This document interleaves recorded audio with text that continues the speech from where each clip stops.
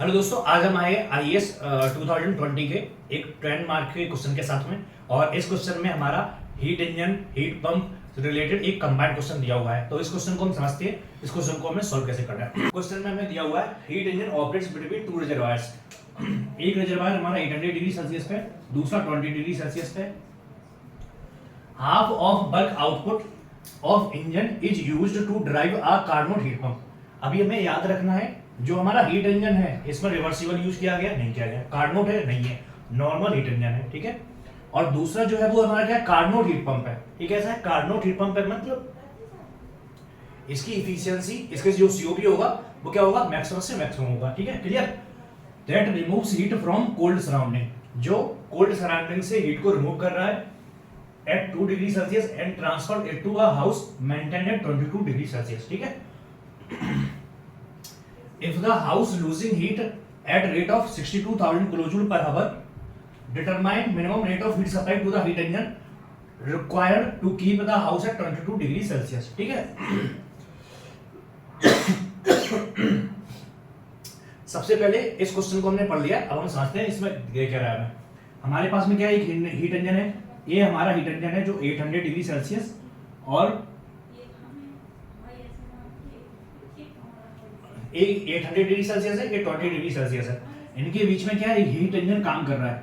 अब ये heat engine कैसा है, परफेक्ट हीट इंजन है नहीं है, कैसा है heat engine, normal heat engine है, ठीक है। तो ये Q1 हीट लिया इसने, Q2 हीट दिया, और जो वर्क करेगा वो वर्क बराबर क्या हो जाएगा, Q1 minus Q2, clear, simple, ठीक है, हो गया इतना।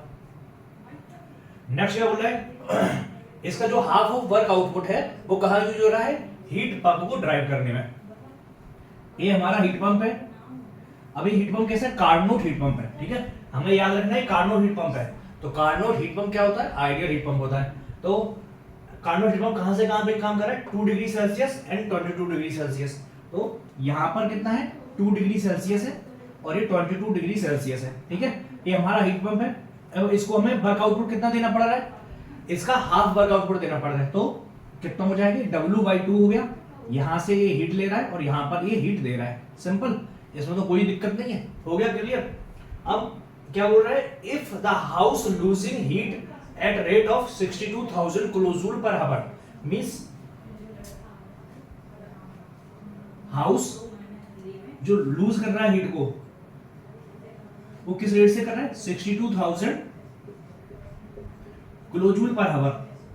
इस रेट से हीट को लूज कर रहा है, तो टेम्परेचर मेंटेन करने के लिए इतना ही हीट हमें उसको देना पड़ेगा। तो इसको 22 डिग्री सेल्सियस मेंटेन करने के लिए हीट कितना देना पड़ेगा, Q बराबर में इतना होना चाहिए, क्लियर। तो अगर हम हाउस लूज इतना हीट कर रहा है तो हमारे पास में इतना आ गया, क्लियर। तो Q बराबर में कितना हो गया, इतना हो गया, क्लियर। और यहाँ पे Q हो गया, यहाँ पे W/2 हो गया, तो यहाँ पर क्या हो जाएगा, हम निकाल लेंगे। हमारे पास में क्या है, हीट पंप है। हीट पंप कैसा है, कार्नोट हीट पंप है, कार्नोट हीट पंप है। तो कार्नोट हीट पंप में क्या होगा, Q/T, इसका जो Q होगा Q/T, और यहां पर हम ले लेते हैं स्मॉल q, ठीक है। Q/T1 बराबर में स्मॉल q/T2, यही हो जाएगा। बराबर में क्या हो जाएगा, Q/T1 बराबर में Q/T2, यही हो जाएगा। तो हम क्या लिख सकते हैं, Q/Q बराबर में T1/T2, यही हो जाएगा।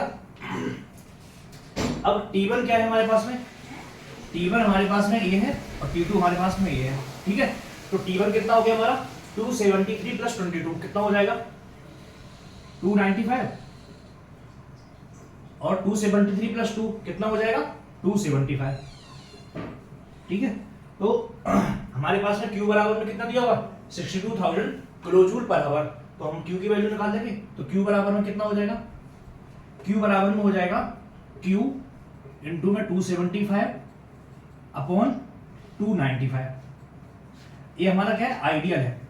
ये हीट पंप कैसा आइडियल है, क्योंकि ये कार्नोट है, लेकिन ये हीट इंजन जो है वो हमारा कार्नोट नहीं है, एक नॉर्मल हीट इंजन है। तो ये इसकी इफिशियंसी क्या होगी, कार्नोट इफिशियंसी से कम होगी, कार्नोट इंजन से कम होगी, क्लियर। तो Q बराबर में इतना आ गया हमारा, तो Q बराबर हम कैलकुलेट कर लेंगे। अगर कैपिटल Q बराबर है 62,000 है तो स्मॉल क्यू बराबर में हमारे पास आ जाएगा, स्मॉल क्यू बराबर कैलकुलेट करते हैं।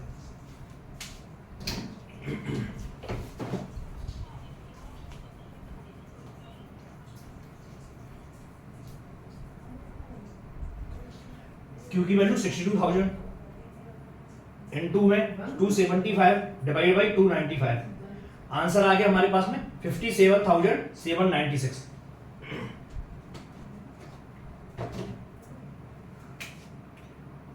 $57,796.6 क्या हो जाएगा किलो जूल पर आवर। ये क्या हो गया, स्मॉल क्यू बराबर आ गया, क्यू बराबर आ गया, स्मॉल क्यू बराबर आ गया। तो हम कैलकुलेट कर सकते हैं, तब हम कैलकुलेट कर लेते हैं। क्या कैलकुलेट करेंगे, W/2। तो W/2 बराबर क्या हो जाएगा, Q माइनस Q हो जाएगा। तो हम इसको कैलकुलेट करेंगे, Q बाई माइनस Q बराबर। मम्मी नेक्स्ट जोर से चलाओ करिए आप, तो हमको नहीं चला रहे आप चलाते नहीं हैं। बताओ मैं कान खराब हो गए भगवान की दया से। तो W/2 बराबर में क्या हो जाएगा, Q माइनस Q। तो हम इसको कैलकुलेट कर लेंगे।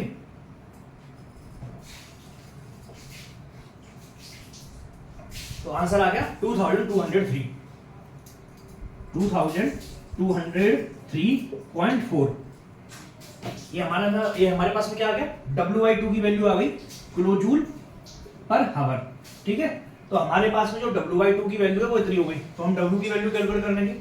W बराबर में क्या हो जाएगा, W क्या है एक्चुअली में, W है जो हमारा हीट इंजन है उसका वर्क आउटपुट, और हमें क्या दिया हुआ है, जितना ये वर्क आउटपुट कर रहा है उसका हाफ वर्क अगर हम इस हीट पंप को देंगे तो हमारा ये टेम्परेचर मेंटेन कर पाएगा कितने डिग्री पर, 22 डिग्री सेल्सियस पर। ठीक है, तो हमने उसकी कैलकुलेशन से Q कैलकुलेट किया, Q से फिर हमने W/2 की वैल्यू कैलकुलेट की। अब W/2 हमारे पास में आ गया तो W कैलकुलेट कर लेते हैं। W की वैल्यू क्या हो जाएगी, इनटू में 2, 4406.8 किलो जूल पर हावर। एक इसकी वैल्यू आ गई, W की वैल्यू आ गई। क्लियर। अब हमें क्या दिया हुआ है, जो हीट इंजन है हमारा वो रिवर्सिबल नहीं है, वो कार्नोट नहीं है, तो हमें क्या पता है। अब हम यहां पर आते हैं, अगर ये हमारा रिवर्सिबल नहीं है तो हमें क्या पता, efficiency of engine less than क्या होगी, इफिशियंसी ऑफ इन्हीं टेम्परेचर लिमिट के बीच में काम करने वाले रिवर्सिबल इंजन की या कार्नोट इंजन की। तो जो इसकी इफिशियंसी होगी वो किससे कम होगी, रिवर्सिबल इंजन से कम होगी। तो इसकी इफिशियंसी क्या होगी, W जितना से वर्क किया डिवाइड बाई Q1 जितना उसको हीट दिया गया इंजन को, लेस देन रिवर्सिबल के लिए क्या हो जाएगा, रिवर्सिबल के लिए क्या हो जाएगा 1 माइनस T2/T1। यही हो जाएगा इफिशियंसी। रिवर्सिबल साइकिल की इफिशियंसी कितनी होती है हीट इंजन के लिए। ठीक है, W की वैल्यू हमें पता है कितना है, 4406.8 अपॉन Q1 बराबर में 1 नहीं लेस देन है ना, 1 माइनस T2 की वैल्यू कितनी है, T2 की वैल्यू 273 प्लस 20 कितना हो जाएगा 293 हो गया, अपॉन T1 की वैल्यू कितनी हो जाएगी 1073। तो हम इसकी वैल्यू कैलकुलेट कर लेंगे। इसकी वैल्यू कैलकुलेट कर लेते हैं, कितना हो जाएगा 1 माइनस 293 डिवाइड बाई 1073। तो आंसर आ गया 0.727। कितना हो जाएगा 4406.8 अपॉन Q1 लेस देन 0.727। ठीक है, इतना आ गया। तो हम क्या लिख सकते हैं, Q1 लेस देन कितना आ जाएगा हमारा, इसको हम इससे डिवाइड कर देंगे, कितना आ जाएगा 4406.8 डिवाइड बाई 0.727। आंसर आ गया 6061.6 किलो जूल पर हावर। अब जो हमारे Q1 की वैल्यू होगी, Q1 की जो वैल्यू होगी, जो हमारा Q1 है, Q1 की वैल्यू कितनी होनी चाहिए, Q1 की वैल्यू इससे बड़ी होनी चाहिए, है ना। जो Q1 है, Q1 की वैल्यू किससे बड़ी होनी चाहिए, 6661.6 किलो जूल पर हावर। ये कब होगा? जब हमारा इंजन रिवर्सिबल नहीं है। लेकिन अगर हमारा इंजन रिवर्सिबल होगा तो क्या होगा? इसकी इफिशियंसी और रिवर्सिबल इंजन की इफिशियंसी बराबर हो जाएगी। इसकी इफिशियंसी जो भी आएगी वो रिवर्सिबल के बराबर हो जाएगी, बराबर हो जाएगी, ये भी बराबर हो जाएगी, ये भी बराबर हो जाएगी और ये भी हमारी बराबर हो जाएगी। तो Q1 की जो मिनिमम वैल्यू हुई, Q1 की मिनिमम वैल्यू कितनी हुई? Q1 की मिनिमम वैल्यू हुई 6061.6 किलोजूल पर आवर और ये मिनिमम वैल्यू हो गई अगर हमारा इंजन रिवर्सिबल है। और अगर हमारा इंजन रिवर्सिबल नहीं है तो हमें हीट जो है Q1 इससे ज्यादा देना पड़ेगा, जिससे हमारा जो टेम्परेचर है वो 20 डिग्री सेल्सियस मेंटेन हो पाए। तो होप आपको ये वीडियो बहुत अच्छे समझ में आया होगा और अगर वीडियो बहुत अच्छी समझ में आए तो वीडियो को लाइक जरूर कीजिए और चैनल को सब्सक्राइब कीजिए।